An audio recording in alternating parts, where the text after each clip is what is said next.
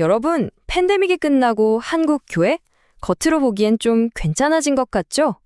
그런데 저희가 데이터를 깊숙이 들여다보니까요, 전혀 다른 이야기가 펼쳐지고 있었습니다. 오늘 그 충격적인 진실을 한번 같이 파헤쳐 보시죠. 자, 바로 본론으로 들어갈게요. 다른 말 필요 없이 이 숫자 하나로 시작하겠습니다. 바로 57%입니다. 이게 무슨 숫자냐면요. 팬데믹 끝나고 다들 일상으로 돌아왔잖아요. 그런데 교회 학교 학생들, 그러니까 아이들의 57%가 교회로 돌아오지 않았다는 겁니다. 네, 절반 이상이 그냥 사라져버린 거죠. 정말 충격적이지 않나요? 바로 이 지점에서 정말 기이한 역설이 발생합니다. 왜냐하면요, 헌금 같은 재정은 거의 회복이 됐거든요. 돈은 들어오는데 정작 교회의 미래라고 할 수 있는 다음 세대의 자리는 텅 비어가고 있다는 거죠. 대체 무슨 일이 벌어지고 있는 걸까요? 겉으로 보이는 것 말고 그 속에 숨겨진 진짜 원인을 찾아봐야 합니다. 네, 말 그대로 지금 한국 교회는 일종의 팬데믹 후유증을 앓고 있는 셈입니다. 근데 이 증상들이 좀 모순돼 보여서 진단이 쉽지가 않아요. 자, 지금부터 그 증상들을 하나씩 자세히 들여다보겠습니다. 이 그래프를 보시면 그 불균형이 한눈에 들어옵니다. 자, 맨 왼쪽 보세요. 헌금이죠? 91%나 회복됐습니다. 이것만 보면 이제 괜찮구나 하고 안심할 수 있어요. 근데 문제는 그 다음입니다. 중간에 있는 소그룹이나 전도 같은 공동체 활동 회복률은 0 더디고요. 그리고 가장 오른쪽, 이게 진짜 심각한데 새로운 신자는 거의 들어오지 않고 있는, 거의 멈춘 상태인 거죠. 이게 바로 목회자들이나 리더들이 겪기 쉬운 착시 효과라는 겁니다. 왜냐하면 당장 눈앞에 보이는 어른들은 꽤 많이 돌아왔거든요. 이 정도면 선방했네? 라고 생각할 수 있다는 거죠. 하지만 그 물밑에서는, 보이지 않는 곳에서는 교회의 미래를 받쳐줄 기둥이 그냥 와르르 무너져 내리고 있는 겁니다. 결국 이런 증상들은요, 훨씬 더 깊고 구조적인 문제를 가리키고 있습니다. 그러니까 팬데믹이 무슨 새로운 병을 가져온 게 아니에요. 원래부터 있던 균열, 특히 세대 간의 갈등이나 리더십의 문제를 팬데믹이 그냥 돋보기로 비춰서 더 선명하게, 더 깊게 만들어버린 거죠. 그럼 이 세대 격차, 어디서 가장 극명하게 드러날까요?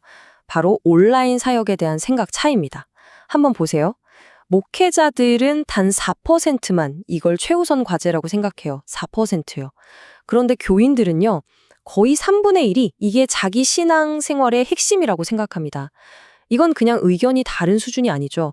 교회를 경험하는 방식 자체가 완전히 달라져 버렸다는, 거의 단절에 가깝다는 신호입니다. 그리고 그 단절의 중심에 바로 이 다리 세대, 30, 40대가 있습니다. 이분들이 왜 중요하냐면요, 말 그대로 기성세대와 다음 세대를 연결하는 다리 역할을 하거든요. 교회 학교 교사, 소그룹 리더, 교회의 허리죠. 그런데 이 허리가 지금 무너지고 있는 겁니다. 이분들이 온라인으로 가거나 아예 교회를 떠나면서 혼자 가는 게 아니에요. 자기 자녀들 손을 잡고 같이 나가고 있는 거죠. 이게 가장 뼈아픈 부분입니다. 이 차트를 보면 더 확실해집니다. 신앙이 점점 가족 종교가 되어가고 있다는 건데요. 이게 무슨 말이냐면 요즘 10대 아이들한테 네 신앙에 누가 제일 영향을 주냐고 물으면 압도적으로 엄마, 아빠라고 대답한다는 거예요. 예전엔 교회 선생님이나 목사님도 중요했잖아요. 지금은 그 영향력이 거의 보이지 않을 정도입니다. 결국 이건 뭘 의미할까요? 부모가 교회를 안 나가면 아이들도 그냥 따라서 안 나간다는 겁니다. 아주 간단한 공식이 되어버렸죠. 자, 그럼 어떻게 해야 할까요? 이렇게 문제가 깊어 보이는데 해법이 있기는 할까요? 놀랍게도 데이터는 아주 명확하고 의외로 간단한 처방전을 하나 제시하고 있습니다. 그게 뭘까요? 바로 이겁니다. 소그룹. 이 표를 좀 보세요. 진짜 입이 떡 벌어질 정도입니다. 소그룹에 참여하는 사람과 안 하는 사람의 차이가 그냥 조금 더 열심히 하네? 수준이 아니에요. 신앙을 다른 사람이랑 나누거나 새 친구를 교회에 데려오는 비율이 무려 2배, 많게는 4배까지 차이가 납니다. 더 놀라운 건 뭔지 아세요? 교회에 대한 소속감. 그러니까 여기가 내 공동체다라고 느끼는 마음이 그냥 예배만 드리는 사람보다 훨씬 높다는 겁니다. 엄청나죠? 사실 사람은 작은 모임에서 변한다는 이 말, 새로운 얘기는 아니죠. 그런데 팬데믹을 겪고 난 지금 이 데이터가 이 말이 얼마나 정확한 진실이었는지를 다시 한번 증명해주고 있는 겁니다. 모두가 고립되고 단절감을 느끼는 이 시대에 진짜 사람 냄새 나는 공동체는 그냥 교회 프로그램 중 하나가 아니라 교회가 존재하는 이유 그 자체가 되어야 한다는 강력한 메시지인 거죠. 좋습니다. 그럼 이 소그룹이라는 강력한 처방전을 가지고 미래 교회의 모습을 한번 그려볼까요?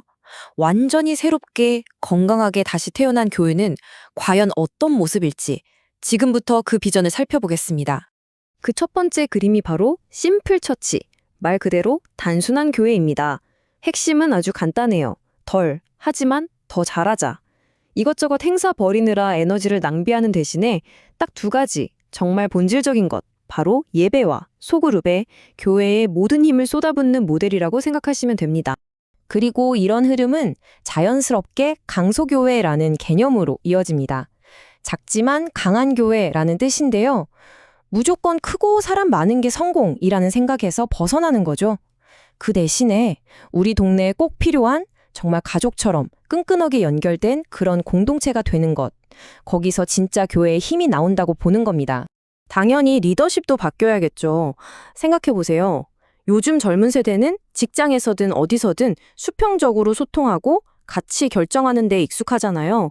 그런데 교회에만 오면 위에서 시키는 대로 일방적으로 따라야 한다? 더 이상 그런 방식은 통하지 않는다는 겁니다. 우리도 같이 이야기하고 같이 결정하고 싶다는 목소리가 커지고 있는 거죠. 자, 그럼 지금까지 나온 이 조각들을 한번 쭉 맞춰볼까요? 데이터를 따라가다 보니까 그냥 어떻게든 버티자는 생존 전략이 아니라 이 새로운 시대에 다시 한번 힘차게 부응할 수 있는 아주 명확한 청사진이 그려지더라고요. 핵심은 바로 이 위대한 전환입니다. 패러다임을 완전히 바꾸는 거죠. 첫째, 더 이상 행사에 목숨 거는 프로그램 중심이 아니라 관계 중심으로. 둘째, 출석부 도장 찍는 출석 관리가 아니라 한 사람 한 사람을 돌보는 관계적 돌봄으로. 그리고 마지막으로 주일에만 반짝하는 주일 신앙이 아니라 월화수목금토 내 모든 삶을 아우르는 일상신앙으로 나아가야 한다는 겁니다. 그런데 바로 여기에 희망이 있습니다. 지금 교회라는 이름에 대한 사회적 신뢰도 18%로 바닥 수준이에요.